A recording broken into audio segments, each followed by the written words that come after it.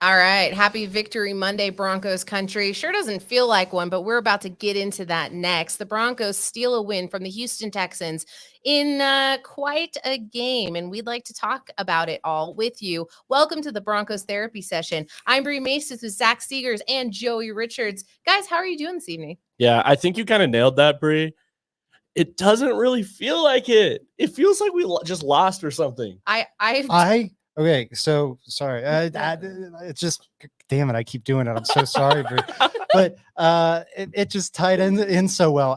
This morning I come in, I produce a radio show for Mile High Sports in the mornings, and I came in and I make a tweet. Like, we have the stream here if you're viewing us on Twitter or whatever, and it's got a name. And for the name of that one, I accidentally put Eric Goodman and Bruce Hurdle talk about the Broncos' depressing loss to the Houston Texans. And I kept calling it a loss all morning long, because it just felt that way. I didn't forget or anything, but that's where my headspace was. Because, man, it's this one or the Washington football team game. Those are the two ugliest Broncos wins I've ever seen. Maybe NFL wins I've ever seen. On both of those times, I'm going to take responsibility. Washington football team. I went to that game. The idea of taking responsibility. You're doing better mea culpa than Hackett today. I am. At JR Drafts. You can take it up with him. Guys, I said earlier today on the radio that it felt dirty, like stealing candy from a baby. It didn't feel right. I don't feel good. I didn't feel good waking up this morning, and you can call it a win. But I'm sick of people telling me to relax. Yeah, I am not someone you're going to tell to calm down. That's for darn certain. I just said darn. We can cuss here. Ray. I do not feel a sense of. You won't call me the F down. Yeah. I'm upset. Gosh darn it. Cal said it's knives night. There's no bugs. It's only knives. Damn.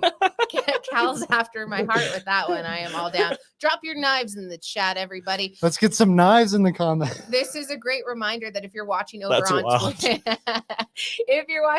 Twitter, you need to jump on over to either the Facebook or the YouTube stream, where you can chat with us, engage with the show, ask questions, throw your comments, commiserate about a win. I don't know, guys. I need to vent about it a little bit. I have not been able to as much as I need to, because there was some questions. We're even repeating a segment that we had last week. Yeah. And I think you know what it's called. I think we're going to jump right into it, because I'm scared. Okay, let's talk about, we should actually cover some pretty substantial injuries that were suffered in that game. Because I think it's going to actually impact a lot of what we're going to see from the Broncos, because if they weren't already enough, they had some, not even depth issues. It's just what was happening is Jerry Jeudy and Patrick Surtain II are two of your best players out on the field, and then they both go down with shoulder injuries. Now, I think Surtain's is now reported as day-to-day. We'll see how he's feeling, but Jerry Jeudy is very much so a day-to-day, could be week-to-week. We don't yet know. I think the x-rays came back for one of them, and it was looking like, okay, it's a little bit better than we anticipated. But there's some question marks about how these injuries are going to impact now the offense and the defense. And I think as we're seeing how the Broncos are being coached and how they were coached last week, significant concerns.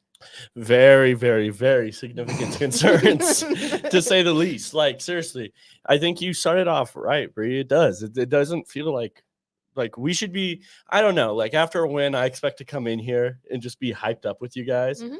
It's really hard to feel that way after just squeaking by the Texans. The Houston Texans. Joey, the fans were booing, and not just a couple of them. Can I comment on that real quick? Yeah, please. I don't blame the fans that boo. I'm with you. I just don't. I don't really like. A lot of people want to be really protective of the players on the field, so on and so forth. But at the end of the day, these guys are professional athletes, and they weren't performing up to our standards. Yeah, booing's fine. Like, it's fine. Don't do what the Raiders fan did in Vegas and slap Kyler Murray in the face. But booing's fine. It was more like of a full front. Can I? No, I'm not going to practice it on you. But it was more like a. I don't know, like a boop. Slapping on the pod is definitely where I think I'm going to draw the line. Anyways, can I show you how he slapped Kyler Murray? Hey, Joey, want to smell my real hand? Quick? No, I I think we're good. Anyways, I'm sorry, Bree. I'm just giving you a hard time. Oh, but it you wasn't see good. my We're face. just kidding. Should we go down the list of Yep. different things? Start. I wrote down 5 different things that I thought went absolutely wrong. Hit him. At the beginning, the 2 goal line fades. Now, Cortland Sutton almost hauled one in, but I think that's a better indicator of just how good your offensive player was in that circumstance. We have a ton of information that says the goal line fade is just not an efficient red zone play. It's not, and I don't like it. Running it back to back is even crazier. That's a nutty thing to do, and I'm not a fan. Before we get too far into the Hackett stuff, just because I do want to talk about Judy and PS2. That's huge. That's a huge injury thing. If they miss that That's game, true. I just skipped don't- over. I know. I know you were excited to get to it. I know appreciate your- we're chomping at the bit for it, but this is absolutely massive. Being down, Judy, we saw what the offense was like without him. They kind of pivoted because Cortland Sutton carried the day. But yeah, they absolutely need Jerry Judy, and you can't be down PS2 and Justin Simmons. Not only are those arguably your 2 best players in the secondary, they're arguably your 2 best players overall. Just can't handle that. Yeah, you can't.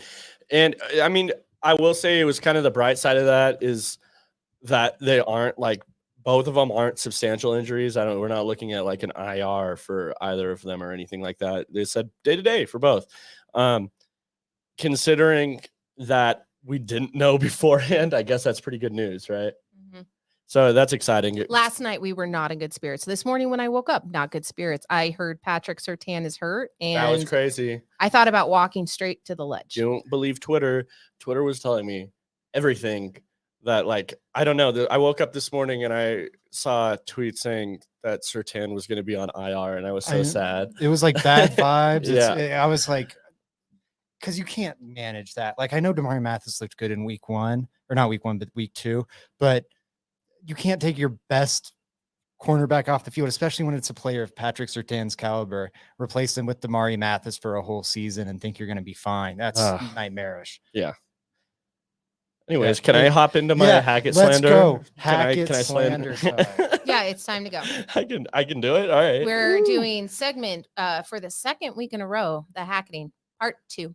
The hacketing part 2 is crazy. It should be part 2. Let's hope we don't get to a part 3. I don't want This it. is the series we want to end. I don't want a trilogy, folks. No. I don't need to see them go all the way into Mordor. Yeah, Like, exactly. This isn't the good trilogy. We want it to stop. I don't want it. But go ahead. You've got a very long list. There's knives. Yeah, I just wrote down like 5 things. There's probably even more. I literally wrote these down walking into this podcast room. And it was just off the top. But the goal line fades, insane. I hate the play call. Can't stand it. It just feels like they're overcompensating for what they didn't do last week. The passing 3 times in a row in the red zone. The Broncos were running the ball really well the entire day. And not only do they pass 3 times, 2 of them are goal line fades on the exact same play in a row. Didn't like that. The delay of game from the McManus nails a field goal right down the middle. Long field goal attempt, I may add. Delay a game. Broncos get moved back. They have to now punt. Insane, ridiculous. I think Hackett mentioned this in his press conference today, saying that the reason it was laid out there was because of him trying to figure out whether he wanted to go for 4th or not. You need to be able to you need to figure that out faster. That's 1,000% on the coach. He even mentioned it and said it was. Now, it doesn't stop there. The Broncos were still late to the line of scrimmage over and over and over and over and over again. I don't know whose fault this is on. I'm going to blame it on Hackett right now. It's just not good. You can't do that. You need to get the plays in faster. The Broncos need to get to the line of scrimmage. I was messaging you and Frankie about this today, Zach, that I think a lot of the Broncos' issues could literally just be solved by getting the offense to the line of scrimmage with enough time for them to actually not just be in such chaos and rush right before. I mean, when right before you're snapping the ball, everyone's rushing up there. How are they supposed to focus on their assignment, know exactly what they're supposed to do? And I think a lot of the messiness and unorganization and all of the stuff that happens after the whistle, a lot of that probably or maybe gets solved if they're just able to get up to the line of scrimmage. And that's just something they haven't done. We saw the fans literally doing a countdown. Another thing I don't blame the fans for. I don't. I think, honestly, I think we have some pretty smart fans. That's what I took away from that. I was like, damn, our fan base is a little educated here. Like they're like we're actually doing this. Let's go. Yeah, like it was funny to see in the moment. It was a slap in the face of the Broncos, honestly, but at the same time. And then another thing, I have two more, and then I'll wrap this up. But it's just boggles me everything that happened. The no punt returner. We didn't have a punt returner out there for a play. We sent the punt return team out there without the punt returner. What are we doing? Like, this is crazy. I don't know how that had to burn a timeout. And then just reset your punt return. That's all that happened.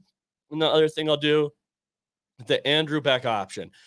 We've seen that play ran before. The Saints have done it before. There's been other teams that have done it before. Hackett actually did it with the Packers, out of the exact same formation, the motion, the exact same play, literally the exact same thing. It just was executed absolutely poorly, which is just another thing of the Broncos not looking prepared. They just didn't look prepared for that play whatsoever. And all this just adds on. And it was a bad moment for it. It was a really bad moment for that call. It was. And all this just adds on to what we saw last week, right? The thing that you don't want to see is these type of mistakes become a trend.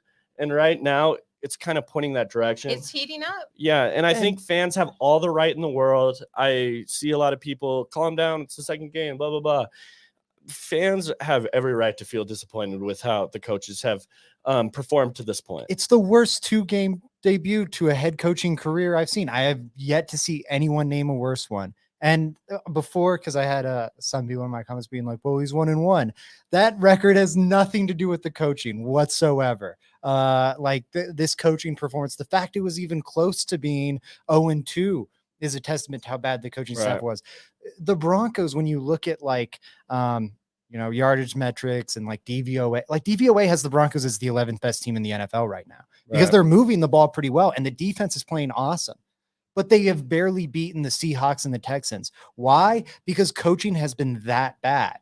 It's comedic. Look at what national reporters are saying about the Broncos, that it's a comedy show. Benjamin Solak, super respected national reporter, calling them comedic this morning. Nate Tice, super respected reporter for The Athletic, calling them saying Hackett, it looks like he's doing a bit live during the game yesterday. I think that tweet was and they're not alone. That's the general sentiment. The Broncos are a punchline right now. And that's so frustrating for a fan base that thought this was going to be the light at the end of the tunnel.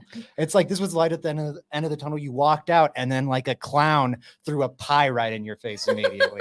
This is absolutely fucking wild. And the Broncos are on the hook at quarterback for 4 years. I saw a tweet from friend of the podcast, Robbie _NFL. And he said, I just saw this right now. It made me laugh. He said, again, it sucks Hackett coaches like he's playing Tecmo Bowl because he is a good play caller. But it's what are we doing? It's crazy. And not in the goal line. The Broncos, okay, talking about some of the coaching failures here. I want to drill down into the situational stuff because it's actually insane to me. On goal-to-go situations, meaning the Broncos are inside the opponent's 10-yard line, they are generating 1.9 points per possession. 1.8. Yeah. Not even a field goal. Not even almost half a field goal per possession inside the opponent's 10-yard line. Yeah. That ineptitude is insane. The Chicago Bears offense is 1.9 points per drive. Total drives. Forget when they get on the opponent's doorstep.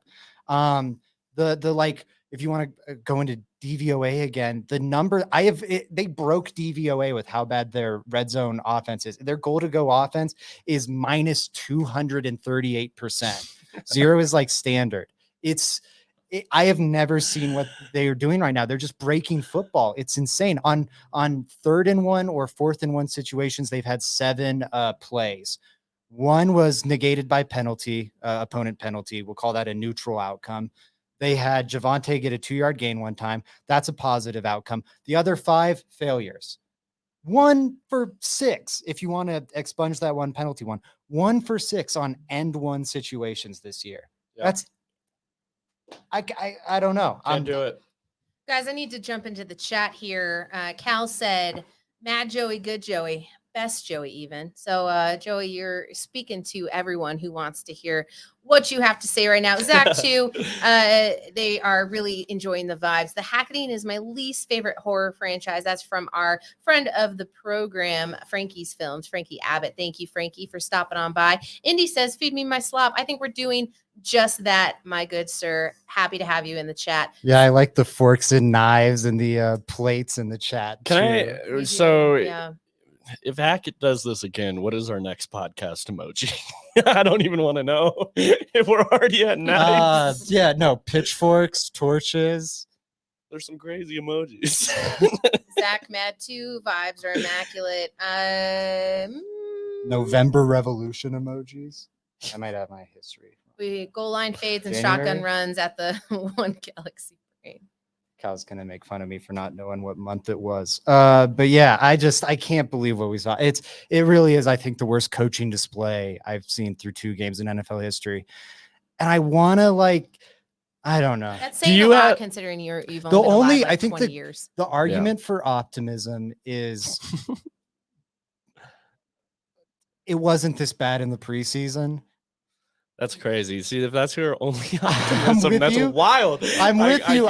But was it's it or was it the not coaching, exposed? the coaching game management stuff and the penalties and whatever. It's not going to be it is sped up some in the regular season. And I do think there's something to be said for it wasn't this laughably nightmarish in the preseason.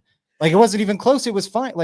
After the preseason, we were like, oh, it's nice. There were multiple tweets from fans oh, it's nice. Hackett's the Broncos finally have a coach that's good at game management. After the first half of the Seahawks game, people were making those tweets. I know it's funny. And I'm not very optimistic about it, but I do think that is an argument for optimism. The penalty thing too, the fact they are so wildly more penalized than any other team, 40%, 45% more than the second most penalized team. Regression to the mean can only help so much. You were right there, meme. Yeah, can only help so much there. But the fact they have been officiated by 2 of the most flag happy crews in the NFL over the past 2-3 years is probably inflating those numbers. I don't know, man. What do you mean? Those are all reasonable you. arguments. I'm not scapegoating for Hackett that hard. You're being all right. I got there always be some crazy Fangio content if there wasn't a bet going on. We couldn't have any nuance on this. There will be some crazy Fangio stuff going on right now. Joey's not allowed to talk about. I mean, he is. You are well within your means. We do not censor anyone here on the Let's Talk Broncos podcast. I do want to get to a question, Frankie. Except Indy. Yeah. Sorry. Frankie wants to know, at what point does the seat start to get hot? Real talk. How many more weeks of this would it take? I think that at some point it will get at least a little better. If it continued on this, we're watching the worst coaching display of all time. if it just didn't stop. Suck it, McDaniels. Could you imagine? I think we all kind of inside think. If it's this bad, I'd say week 12. Well, I think we all think at least a little bit inside that, okay, it's going to calm down a little bit. I'm sure we're still going to have issues. If it continued on the path that people it will is right stop now. And that's extreme. That's an extreme. I'm just trying to think. Okay, there's only 4 coaches in NFL history that didn't finish their first season. And okay, Urban Meyer, right? Who's we all know that one pretty well. Bobby Petrino, who signed a letter to say he was leaving his team. Pete McCauley, and also did it because he got a college job in December or January or whatever. And then Lou Holtz, who I don't know, Lou Holtz might have left in 76 for the Notre Dame job. That would make sense. But so it seems like Urban Meyer and 2 guys, it's so hard not to finish that first season. I'd say he probably, even if it's so nightmarish, gets 17. That said, I do believe this is the worst 2-game coaching display I've ever seen. So if somehow it doesn't improve at all and it stays at this level, this plateau for 12, 13 weeks, at a point, I feel you're right. Fans would be having crazy protests. And they were booing and chanting the play clock in week 2. Imagine what it'd be like in week 12. I don't remember. I wasn't there for the start for Peyton Manning for his career in 2012, so I don't remember when it got a little feisty or spicy. I tried to combine the two there at Mile High Stadium, but to sit there and to start hearing the boos. Joey's hopping in the car. And then I started kind of, booing along because you get this. When I'm at the games, I'm a little bit of a fan, and I was pissed. I was pissed off. We have Joey in the comment section. Yeah, I'm sorry. Just Joey, while I'm reading off the coaches winning, and commented, "Look at the coaches we're talking about, man." LOL. Well, I mean, we're bringing up Petrino. Like, this is the Oh, Indy, I conversation hate we're you. having. It's Oh, crazy. sorry. Indy No, making fun of you're no. fine. Indy making fun of my milk toast spelling. I know, I've never I tried seen to it click out written it. before. I Oh. didn't know it was that either, if we're being incredibly honest. The chat's blowing up. We do want to remind you, if you're watching over on Twitter, if you just clicked on, this is the Let's Talk Broncos crew, and you can interact live with us for the rest of the show by jumping over to the YouTube stream and commenting over there. What's up? Sorry, I wanted to, just before we move off the hacketing, I think we should talk about Dwayne Stukes, because that's been a massive disappointment too. The special teams not looking great, except for Montreal Washington. He looked nice, but like the kicking decision stuff, the not getting Montreal Washington out onto the field is crazy. Your returner, how is the returner the guy you're messing up? And then the game broadcast didn't even catch how bad it is. They're like telling Montreal Washington to run out there, and then they're like, "No, wait, go back, come back. That's 12 men. No, wait, go back out. We need a returner. No, wait, come back. That's 12 men." And then finally, I think it was Caden Stearns runs across the formation to get off the field, but it was like, I don't know. So I'm down on Dwayne Stukes, and I think it's exposing more problems on this coaching staff.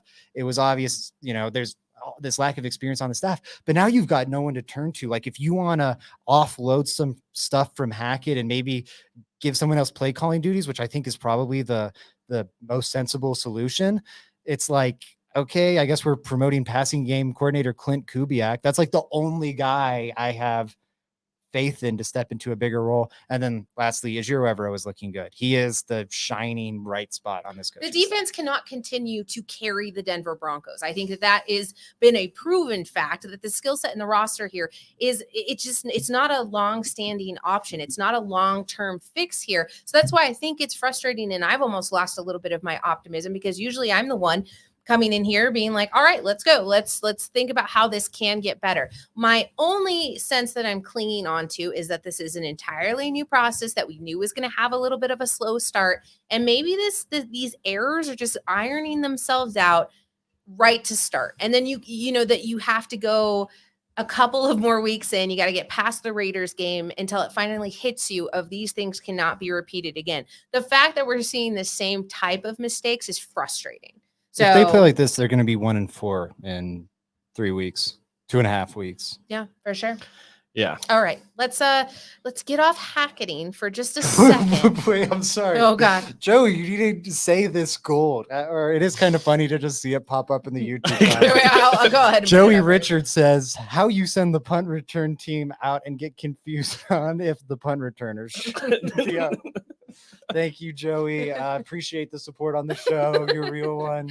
Love the content. Indy says, "Oh no, they broke the content, bro. They broke Bree. I have been broken. I am no longer the same person. I am the Winter Soldier." And they hit my what is it? The code word. Yeah. Bree was defending this team last year, and she's like, "You've broken her." That's exactly it. I thought she's put up with a lot of bullshit. So I thought in order to talk football that I had to be overly optimistic and positive about the team. And now I realize, after hanging out with the two of you, that I can just be genuine about the things that I'm upset with. Yeah. And do I think that I stuck up and being for corrupted by the bug people? I've been corrupted by the bug people. That's about as easy and as simple as I can put it. Appreciate you, bug people. Let's go ahead and move on over to Rox wants to know how many returners are there to choose from. No, he's just he's joking, because it's even worse that they couldn't figure out how to send a punt returner out, because there's only one punt returner. I'm on the legitimately Amelia Bedelia, and I will ask that question just to get an answer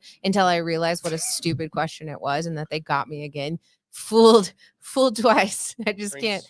I Brings had up an interesting question. Who would be this punt returner? who would be the punt returner? No, I don't. Crazy content coming from the Let's Talk Broncos podcast. We're getting out. We got to go to a little bit more of a positive light here because I don't think we've gotten to talk about something this impactful to the Denver Broncos offense in the return of Cortland Sutton back from injury, return to form, second year back, first year kind of fully back.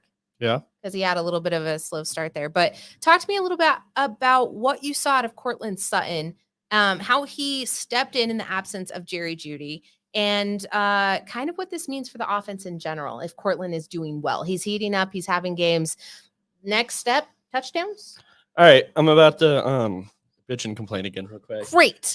Cortland Sutton played great. I want to get out of the way real quick that the Broncos, their first guy off the bench has been Tyree Cleveland, and to all indications, it sounded like he was on the roster to be on special teams. Anyways, so Cortland Sutton, though, played great. He played absolutely amazing. The guy was awesome. He was out there making those 50-50 balls, 70-30. Zach says that a lot. He's an awesome player. There was one where the guy kind of ripped the ball out from him. Another would have been a tough catch, but the guy had 7 catches for I think it was $120. And that interception, I put more on Russ than Sutton, honestly. You think that's more on Sutton? It was both because he had the ball. He had the ball and it got ripped out.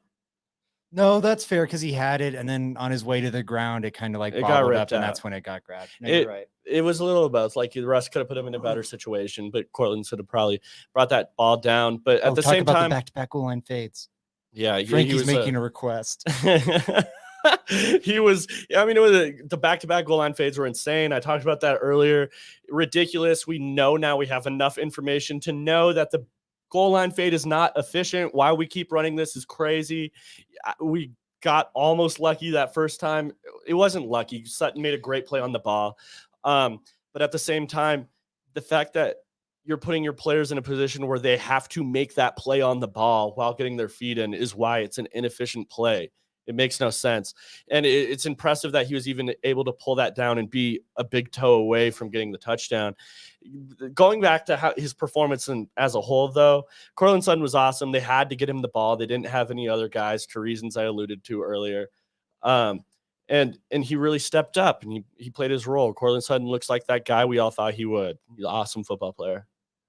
Yeah, he carried the passing game. Yeah, go ahead. You had he carried the passing game. I thought he was awesome.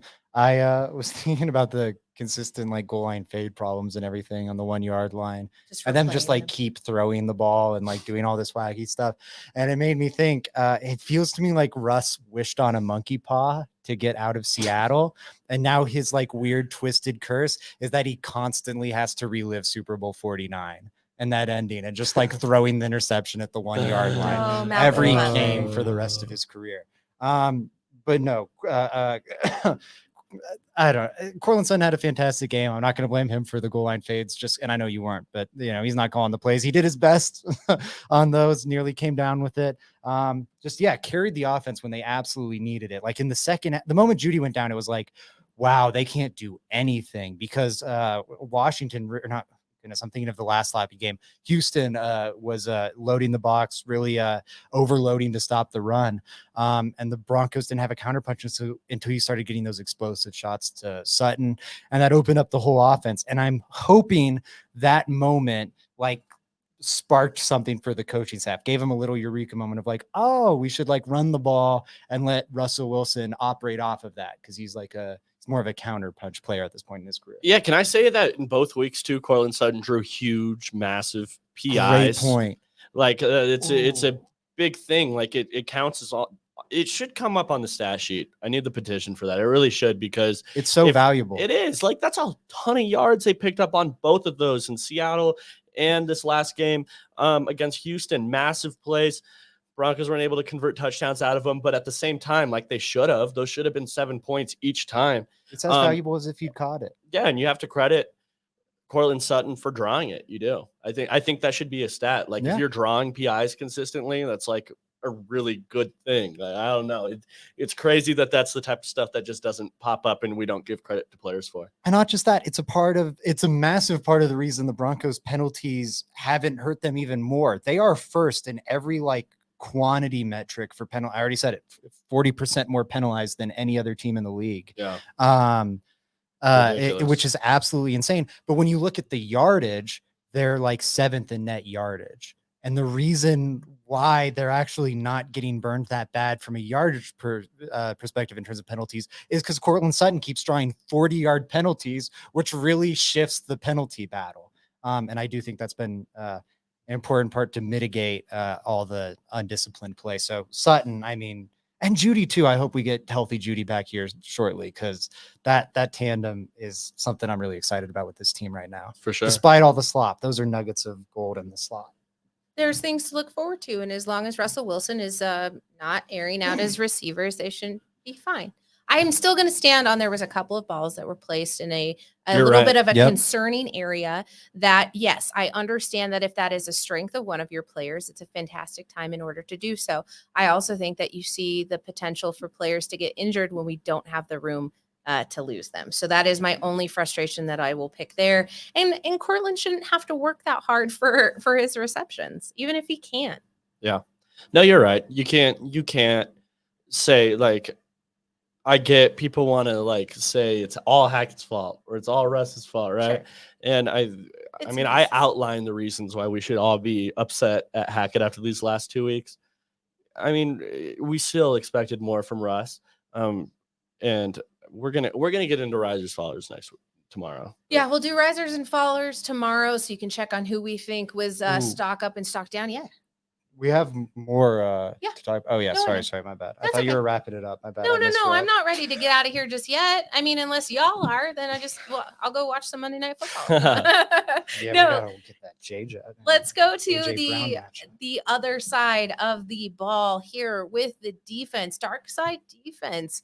They doomed Davis. I really love the alliteration there, Zach. It's fantastic. Kudos. Thank you. I leaned into that. You really did. I am a fan of alliteration, as I think Cal knows.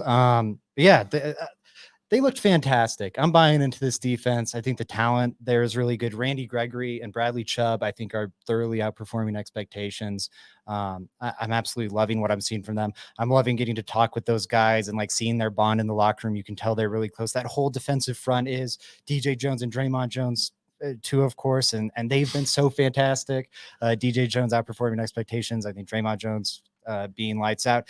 Baron Browning, probably has to develop more of a pass rush plan, but even as just like a chaotic athlete, like playing as Taz, the Tasmanian Devil, he's being effective. I still need to clip the one play that I absolutely loved from the game where he just Bruce Lee like flying knee kicked into Damian Pierce's chest and left Damian Pierce on the ground like grabbing his sternum. It was amazing. Forced a pressure from Davis Mills that I think was an incompletion. Maybe it had ended up being a completion, but man, I'm loving the defensive front especially, and then like Damari Mathis outperforming expectations. Ronald Darby playing awesome and not getting enough love because he's playing opposite Patrick Surtain. Same thing kind of goes for K'Wan Williams. You were down Justin Simmons this week, but the safety play was better than it was last week because you didn't have an awful game from Kareem Jackson, showing the depth there. I'm buying into this defense. I'm really enjoying it. Frankie popped in, said Matt Henningsen played well and limited snaps. Guy. Had a nice rep near the goal line. Thank you, Frankie, for chiming in there. Zach, I did have a request to do something real quick, so I'm just going to oblige and punch you in the shoulder. Who was saying that? It's not actually in the chat. It was a DM that I just received. Which one of you put the knife in the top right corner? This is crazy. Can I add on to the Broncos defense? Yeah, Sorry to take it so topic. All right. I think it's impossible. Also, I'm glad you gave me that clip of you punching me because I'm using that. I am using that all the time. All right, go ahead, Jared. No, it's impossible to be mad at that front four for the Broncos when you're talking about the starting front four. Bradley Chubb, Randy Gregory, Draymond Jones, DJ Jones. These are all guys that have played really, really, really well for the Broncos. And they're really, like, so far through 2 games, they're the strong point of the team. And I don't even think it's close. Mhm. They've been that good. Bradley Chubb and Randy Gregory, phenomenal. DJ Jones has been a great run defender. Draymond Jones, we know what he is. He brings the pressure from the inside, athletic Consistently. He's always good at it. And hey, I need Draymond back on the Broncos next year, by the way. But that's been the strong point of the Broncos team, and it's all going to come down to health. If the Broncos can continue that front four, it's going to really help their back end of that defense. I've said this on this podcast a million times, but when you're able to bring pressure with your four, you don't have to bring extra. You don't have to do all of that. It helps so much. You're just able to allocate more in pressure or more in coverage, and then you can still bring pressure because that's just how good your defensive line is. And so far, the Broncos have been able to do that. Shout out to that starting defensive group. Please stay healthy. Please. Yeah. And Joey, I want to tee you up for something just because Cal commented, I'm pretty mad at Deshaun Williams, to be honest. Joey, what are your thoughts on Deshaun Williams? Damn, I can't say what I was saying earlier. Yeah, Deshaun Williams hasn't looked that great, man. He just hasn't. I was expecting more from him, especially because the Broncos wanted him. They didn't even really bring in competition for him, like any vets or anything. He was just supposed to be that guy, that first one off the bench for the Broncos. And I mean, hey, he hasn't looked that great. It's hard for me to be that excited about anyone. Maybe Matt Henningsen, Frankie. Shout out to Frankie. Everyone go follow Frankie's at Frankie Films, by the way. But he commented about Matt Henningsen and how he played good in his small amount of snaps. Maybe that's an option there. Play around with that some more because I don't think Deshaun Williams has looked that great. Yeah, I'm with you. I think the rest of the defensive front has been really impressive, but that's not part of it. Man, I am falling apart. That's just what we do here. I'm combing the chat just falling apart. By the way, also writing a DJ Jones article while we're on this topic. Everyone go check that out when I finish it. I'll definitely be sure to share it online. I'm just going to go run through the film. I'm going to be posting a ton of clips about it, giving my little analysis or whatever on DJ Jones. And I love defensive line. It's a position, my favorite position to study. It's a position I played, so it's going to be fun. DJ Jones is a beast. I'm excited to go watch the film. And everyone should be excited to read it once it's available. It'll be published on milehighsports.com. And I'm sure we will be tweeting it out pretty frequently so you can not miss that piece. Zach, anything else on the dark side defense? Yeah, I have a take that I know is not going to be popular, and I think is going to burn me a lot of my credit with the group in the comments right now. I'll take the other side. Yeah. I'm not. I'm honestly not. So let me preface it with this. You need to be getting value out of your second round picks, especially when you are already so limited in terms of the draft capital you have. But given the context of the Broncos defense right now, I'm not overly concerned that Nick Bonitto is a healthy scratch in his second career week. I would like to him have progressed as a special teams player, so where it wasn't necessary to be playing Aaron Patrick and activating him over Nick Bonitto, or maybe some more run development so you could put him ahead of Jonathan Cooper. But like Jonathan Cooper was a good player last year, and Nick Bonitto was kind of always more of a raw developmental prospect. Again, not getting any contribution out of your second round pick is what hurts, but I'm not worried about Nick Bonitto like not being able to beat out the crew the Broncos currently have in the edge round. So I wonder why he's not a better special teams player, because I think you nailed it. That's why he's not seeing the snaps. It's hard to get PT over Randy Gregory, Bradley Chubb, and Baron Browning. But for a guy that is almost an edge with inside linebacker traits, you would feel like he would, and a ton of athleticism, you would feel the guy would be good on special teams. It's hard. That's fair. That's fair. It's weird. To me, it is weird. Like I'm not just saying this to appease the chat. It's a weird thing. Like Aaron Patrick, Jonathan Cooper. I mean, I like Jonathan Cooper a lot. Aaron Patrick is impressed in the preseason a little bit, but Patrick just feels like a Stooks thing to me. Yeah, it's just weird. Like Nick Bonitto, he was your 64th pick. You took him there for a reason. I think the Broncos expected him to have some sort of role, and for them to just say you're not even gonna, because that's what that means. That scratch is, we're not even going to give you the opportunity to see the field today. We could go down 2 edge rushers, and guess what? We're not allowed to have Nick Bonito out there. Like, it is a concern to me when you have Henningsen out there, you have other guys out there. But that's like, also a product of the room. Like Henningsen's in part out there because other players disappointed. I don't think anyone else expected Aaron Patrick to be this guy, though. That's like the thing. My thing is Stukes. The Aaron Patrick thing's like the Tyree Cleveland thing. I think that's the exact same thing. And we're like, why the fuck is Tyree Cleveland on this roster? Same reason Aaron Patrick is. And so, like, it's weird. I don't know. You would like Bonito to have beat him out on special teams. I get that. I think Stukes is kind of partial to Aaron Patrick. The chat is actually not mad. They're not incensed. I know. I'm surprised. Thank you. I thought aware. they were going to be like, nah, Bonito disaster. I saw them making fun of Dulcich. That one is kind of concerning to me, just because like tight end isn't as strong as the edge room, and I know he's not playing because of the injury, but tight end's already, it's such a hard transition to make to the NFL already, and he's starting. Contrarian, I'm gonna say that he was he didn't even play a snap in the Broncos' initial depth chart. Had him as tight end. What was it, 1 or 2? And that's kind of my thing. They're not happy with their tight end room, and I think even when he's healthy, we'll see. I guess we'll see how he's used when he's healthy. Yeah. But it's fine. I don't want to cut that conversation short, but I did have a question from Sammy from Facebook that I wanted to read and see how you guys felt about that. Do you think putting Bonito in the blitz packages just to see if he can make something happen? Do you think they might try and just see? I like that. I think just the thing is they like giving those defensive snaps to Cooper right now just because he's a better run defender. But yeah, Bonito has to develop there. That's kind of the concern. Frankie echoes your sentiment here. Easy to foresee there wasn't a lot of room for Bonito. So I think that just is also a testament to how strong that position is. And don't get me wrong, it totally is. That position is a strong position, and I think that if someone were to get hurt, you would see Bonito. Probably. I mean, I would assume yes. Bonito would get moved up, and I would assume that over the depth chart, he would play over a couple guys. I think that he would play over Aaron Patrick, and he would get his fair share, I think, of third down reps or obvious passing situation reps. That's the one area in the preseason where he looked like he can contribute right now is.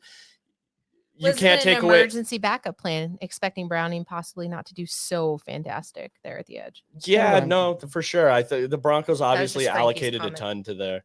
But yeah, I would assume it's more of a special teams issue to this point. It's just weird to me that the Broncos are allocating yet another just entire player to special teams. It's weird. I get that. It's just that special teams part of it is weird. I just think they went, all right, Stukes, you want your guy. We've got a special teams guy. We've got one designated pass rusher already in the role. If we have a third designated pass rusher as our backup, then we don't have someone we trust to play the early downs. Yo, Stukes, if we're doing this, make sure your returner's on the field, bro. Yeah, the special teams needs to be a lot better to justify how much roster control you have. Yo, like, what are we doing?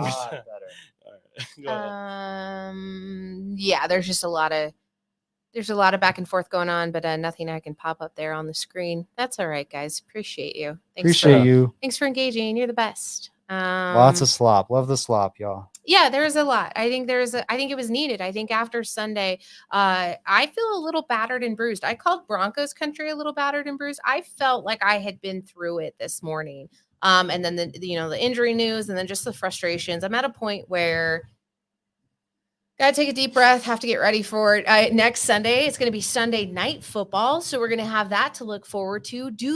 Does Broncos country get a Monday night and a Sunday night football massacre? I don't want to see it. And I think that's where we're all here right now. Zach's in the chat interacting with all of you guys. So if you have any last minute questions or comments while we get ready for the segment of the evening, I do want to just thank everyone for popping in here. The comments are flying. Shout out to you guys, seriously. Yeah, they jumped someone because they had the same name as Rock. I appreciate y'all. You guys are heroes. Thanks for taking out our bot problem. Oh, we had a bot Yeah, problem. what No, if that did guy they was just- a supporter I of know, the podcast? I'm kidding. If D-Rock's still That watching, was you know it's all crazy. you know it's all a joke. No, let him know. Let him know. Say JK. Yeah, JK D-Rock. D-Rock, please come back. You don't have to Sammy change your name. Castro. We're Appreciate fighting you. for viewers Cheers. over here. Come back. I will remove Check the out other our one if I OnlyFans. have to. What did Sammy drop in the chat? Yeah, I don't know what that is. I can't see it. Oh, it's a cheers. God, Yeah, that's what I was saying. I was saying cheers, Sammy Castro. Oh, I'm sorry. I You're couldn't fine. like I could So- not make out that emoji, and my eyesight's really not that bad, but I didn't have my readers on. Let's see. Sam Martin gets to be Josh Allen's punter. Yep, Another free dream ring, never get caught onto the field to punt. It's a pretty sweet deal. And I didn't mean to bully the other Rock. I was just saying, don't bully. You just there. It's not. Let's all get along. Let's just have fun in this chat. Oh, and Mike Clark, who's just returned home from his trip to Denver. What up, y'all? Hello. What's up, man? What is up? Please, if you don't already, give MHRT and 5280 podcast a follow. I'm going to give them a shout out. They were tremendous for us. And Cal says, "Knife?" ? I love it. It's time for Joey's question of the day. Joey's question of the day. Yeah, so this is okay, No wait. sponsor tonight? I forgot. Sad. Brought to you by Mile High Sports. Anyways. Appropriate. Who has the most defensive touchdowns in Broncos history? I'll be honest, I don't even really know this person, but go ahead. You don't Go know for the it. person? No, I do. You Is have there the an- answer. I know the person, never like- seen him play. Don't know. Oh, so it's an older player. Hint. Hint. Mm, And I'm capping. I don't know the player. Never- I'm also lying, by the way. I don't know him. Never Oh, heard of man, him. it's that really good safety they had. I'll say Lewis Wright. Yeah. You're not gonna know this fool. I'm not going to know Go it. ahead. But I'm not going to know. I'm not going to say anything Say a because I know I name. don't know it. Say a name. Champ Three guesses right. Sylvester Yeah, Williams. Yeah, champion. Sylvester Williams. This guy's name is Bill Thompson. He's in the Ring of Fame. He's in the Ring of Fame. Joey. He's a one-time All-Pro. Right? He's Joey a goes, four-time Pro no Bowler. idea who Billy Thompson I like is. when. Oh yeah, Billy Thompson. It's I not don't- Bill Thompson. No. Go to his Wikipedia. It's Bill. I had to confirm this. It's Bill. I don't know what they're putting across the little Ring of Fame deal, but everything I looked up said Bill. I had to double check. All right. This is your Derek Henry. I also got moment. this from a 9 News article. It says the former cornerback and safety returned a franchise most 4 fumble recoveries for a touchdown and had 3 pick sixes during his 13-year career. Frankie just says Bill Thompson. Pretty close. No, that was great. It probably did. It's probably short for William. I don't know. Man, first Am I Joey's getting question of the slandered day. for Billy? It's the I don't first, know Billy. I'll be it's- honest with everybody here. I don't know Billy. I've never the seen first- Billy. It's Never the heard of first Billy. Joey's question of the day where all 3 of us were wrong, including Joey with the written down answer. Yeah, go look up. I challenge everybody to go up and just look up Bill Thompson. You're gonna find the correct answer there. Joey challenges you, the people, to Google Bill Thompson. Wow. I don't disagree with you, Joey. It wasn't even that I was making fun of you. It was just really funny. to Billy. me. Call him William Thompson. Mile High Sports wants you to Google. We All right. we want to thank get out. everyone. Yeah, wait 1 second. Billy Thompson, sometimes known as Texas Billy, was an old West gunman and gambler. You notice how you didn't say Texas Billy? You said Bill Thompson. Yeah, this isn't the Broncos. This is 1845. I'm talking about some Texas gambler right now. Look up Billy Thompson. Cal is now imploring everyone to edit the wiki article and to take And then when you go to the first wiki article, it says Billy Thompson basketball. All right, we continue to go down. Someone messed up the headline right here. Billy Thompson. Billy Thompson, Let's go tasty off- behind the bar slide. Billy Thompson, gunman. Billy Look Thompson, at his entry in postcards. look at his entry in the Colorado Sports Hall of Fame, Joey. This is his entry in the Colorado Sports Hall of Fame. Yo, Google him. Everyone go Google him. You heard the man. Go Google him. All right. Edit that wiki. Appreciate y'all. Go Broncos. MileHighSports.com. Zach_Seegers.